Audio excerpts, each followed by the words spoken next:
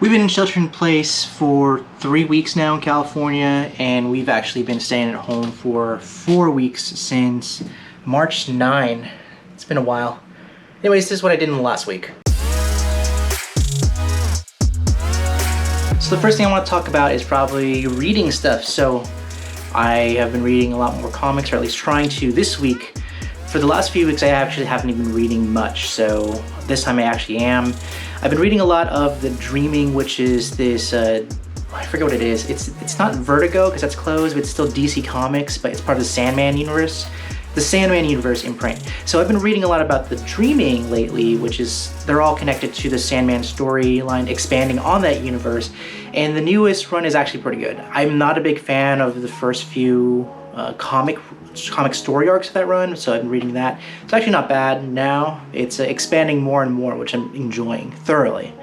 The other thing that I've been reading a lot of is X-Men. It's specifically it's the Grant Morrison new X-Men run that he did back in 2001, I think. So I'm like 3 trade paperbacks into that, so still there's a lot of issues for that one, so I'm like maybe about 2/5 of the way through it. There's a lot of comics.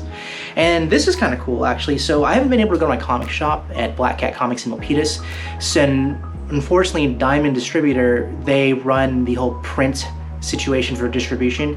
They aren't printing anything anymore. So unfortunately, there are no new comics for any comic book shop in the entire country. They basically just shipped me the remaining comics I have left in my box in my pool. So I thought I'd just share them with you guys to see what it is. So one of them is Wonder Woman Dead Earth. It's like Wonder Woman wakes up in the future and there's a nuclear holocaust. She wakes up and the world is turned to crap. So it's like almost like a Conan the Barbarian, but with a Wonder Woman, which is pretty sweet. I got this, it's a $1 comic. It's like a facsimile cover of Justice League 1. I got this other facsimile cover of The Brave and the Bold Justice League of America with Star on the front. Dreaming, I was just talking about that earlier. There's Venom Island that I got. I'm a big fan of this Donny Cates writer. He's really good. He also writes Thor right now, which is really cool. I haven't read him yet. That's issue 4. I still haven't even read the first one, so I got a lot of catching up to do. Justice League Dark. This is very good. I don't like the regular Justice League right now, but Justice League Dark is very cool. Ascender, one of my favorite books. It's the sequel to Descender, if you ever read that, from Jeff Lemire and Dustin Nguyen. The artwork in here is, it's beautiful. See that cover? That's what the interior art looks like. If you have some free time, read Descender, which is like maybe about like a 30-issue run, I think. It's fantastic. And this other one that I got is Batman Beyond. I'm a big Batman Beyond fan. And there's this new character, it's Batwoman Beyond, and I haven't caught up with the series yet. I'm about 8 issues behind, but I always get the Francis Manapul variants because his artwork is sublime. And finishing this up, Flash actually celebrated issue number 750. So this is cool because what they've done in the past for other characters such as Wonder Woman or Superman or Batman or even Green Lantern that's coming up, they actually make a bunch of these different variant covers. So this is the 1940s Flash, Golden Age Flash, really cool cover there. And this one over here is the 1990s Flash. You'll even like notice that DC 90s imprint there. That's from Francis Mattina, I think. This one is from Nicholas Scott, I think. Yeah, Nicholas Scott. Yeah, Francesco Mattina. And this one is my personal favorite, Francis Manifold. I think this is actually the main cover, but just like look at that color. It's the same person who did the Batwoman cover, actually. It's beautiful, the colors and just how it is. So you can tell he's spent a lot of work on working on Flash. I guess that's where I know him from. So that's it for comics. Let's talk about something else. So the other thing I've been doing a lot of is playing a lot of video games and watching TV. Obviously, I mean, you guys probably have too. Really quick on TV, I've posted that video about what I'm trying to catch up on, and it's not working out that well. I did finish BoJack Horseman. We're supposed to be watching The Good Place, but my DVR did not record the right episode, so there's no way I can watch The Good Place, which stinks, because I really want to watch that. Well, the thing is that I've been just adding more shows to watch now, so it's making it even worse, so I'm never going to be able to finish this thing.